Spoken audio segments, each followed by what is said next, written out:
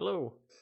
The public preview for the Google Home app is now generally available, which means you guys at home can actually now sign up to be part of the new Google Home app, which was announced, I think, back in September time, where they had sort of announced the new automations that they were going to be adding, a lot of exciting stuff. So I was going to go through everything, break it down, how it's going to be useful for me, and hopefully maybe give you guys some ideas or even show how it could actually be helpful for you too. So, first of all, favorites. Now, this one is actually going to be quite interesting. It would be good actually if they could have favorites that were sort of time sensitive. So, for example, for me, I'm in my office from around 8:30 till around 5 o'clock. So for me, my favorites from that time should actually probably be anything in my office. The lights, I've got smart sockets which control when my work setup turns on, and things like that. But then on an evening, my favorites are probably going to be the kitchen, the living room, wherever it is that I'm going to be chilling, or even the gym. I'm typically at my home gym from around 7 to half 7, 8 o'clock. So it would be good if you could actually have some time sensitive favorites. I don't think this is what they are talking about doing, but it would be a great feature nonetheless. Next up, we've got spaces. Now, this is important, and I'm going to try and discuss why I believe this is important.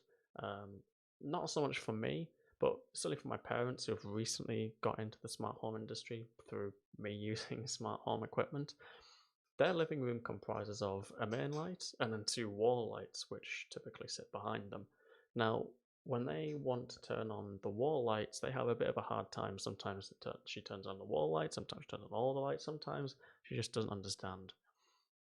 And in the application, it's so irritating when you want to turn a set of lights on, like a group, but because it's all grouped together as a room, they have 3 different lights in that room, and they've got to click and hold and find the 2 lights that they want and turn them on. Whereas ideally, they would have a wall light group and then just the ceiling light, and then they could turn on the wall lights just by clicking a button. And that would be actually that's a fantastic feature for them.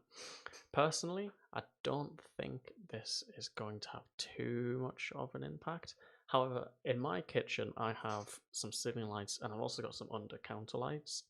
The under counter lights aren't at this moment in time smart, but it could actually be quite useful to separate those out using spaces, which would be quite interesting. Devices. I'm actually not entirely sure what this feature is. I couldn't find anything when I was looking at it. My assumption is it could be around the Wi-Fi setup. Um, as you know, the Google have their own Wi-Fi stuff. I honestly don't have enough to say about this. I don't really know what's happening with that one. And the next one, refreshed camera and timeline views. Now this one is interesting. Okay, so why I think this is kind of important is, as you can see here, there's this new refreshed view of how the camera feed will look, and I actually think it's so much better. It certainly looks better.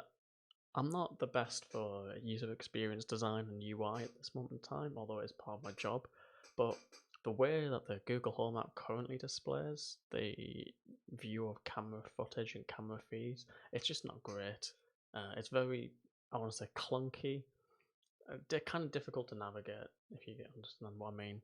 So this new improved view, I actually really like, and I'm really looking forward to hopefully joining the preview program so I can actually show these features with you guys in more depth, show you some of my thoughts, how I believe it works. But for right now, I've just signed up. I'm really hoping that they accept me in. And I'm looking forward to hopefully showing off this new camera feed better. But at this moment in time, we've sort of got this view. I don't think there's a general better show anywhere here. I mean, this is kind of good that we have camera feeds just sort of live. But yeah, I'm very much looking forward to some of these views. I have 3 cameras in my home, and being able to hopefully group them around and show them better would be fantastic. But back to the public preview. Personally, I don't use these sort of, I guess, chat features where you can talk through your cameras. I imagine they're quite useful. Unfortunately, I'm in most of the time, so if someone rings my doorbell, I'll typically go to the door and talk to them in person rather than sit in my office and try and talk to them through here. But there we go. Now, there are some known issues with the Google Home app, this preview program. None of these seem bad. I am curious here where they're talking about different doorbells and cameras. I have a Nest Hub Max, and I am curious because they don't actually mention this. I'm assuming it's under the support. Whoops.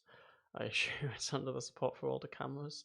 But it'd be interesting to see how that fits in, because at the moment you're meant to have this separate Nest app and Google Home app, and what I am trying to understand here is what I'm, I guess, figuring out is that they're actually merging those two applications together now, and we're just going to have the Google Home app, and it is quite annoying, especially in the smart home world. You have so many apps for different things. You've got a Google Home app, you might have a Hive app, you might have a Hue app, and it would be just really nice to sort of say, right, this is the app that I use. I don't need to worry about these other applications because this is the main one. And as part of Matter, that sounds fantastic, and it sounds like we are now making that step in the right direction. I'm hoping I get added to this preview program, and I can't wait to show it off to you guys if I do get access to it. But for right now, the method to sign up will be in the description. I'll leave a link to this post here. But I mean, it's quite simple. You open the Google Home app in the settings, general public preview. I'll add this to my description for this video, but I'll also add the link to this page so you can have a look at that too. And thanks for watching, guys.